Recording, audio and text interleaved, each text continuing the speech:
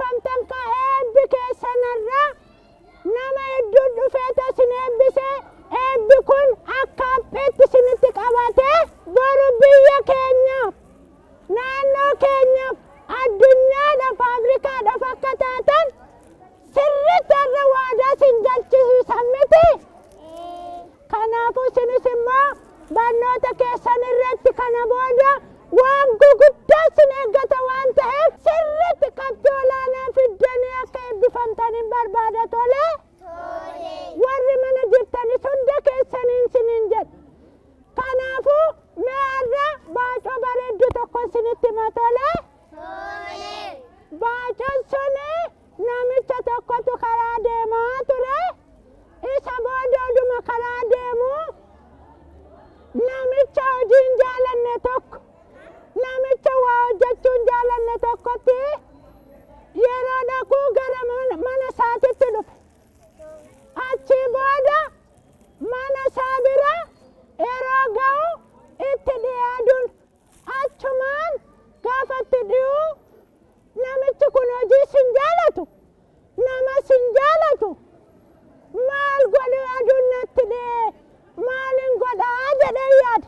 Achumaan mukni guddaan tokko naannoo sana jiraa tureyyuu suuta jedhee tanan muka kanarra kora jedhee muka koree odoo rafuudhaaf jedhu achuma buluudhaaf odoo jedhu namichichi dhufeeti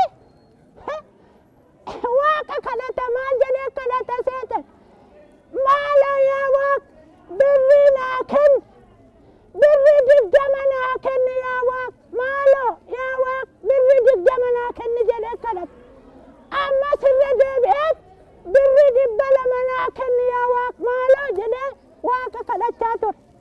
Achii booda oduma kadhatu waaqni kennuu fidite.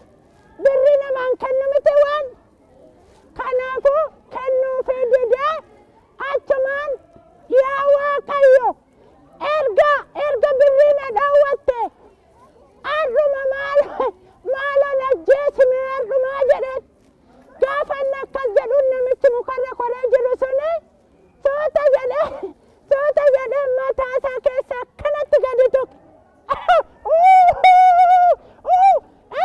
Birrii naa kenni jedhee tokkonin si kadhadhe na dhawwatteeti na dhawwattee najjeesi jennaani najjeesuudhaaf sardamte jedhee waaqa komatee achi dheensee badee jechuudha. Maal si barsiisaa baacoo kanarraa maal barattu namni eeggattummaa eeggachuun qabu ofii isaatii of danda'ee baratee sirriitti bakka guddaa ga'uu qabdu miti.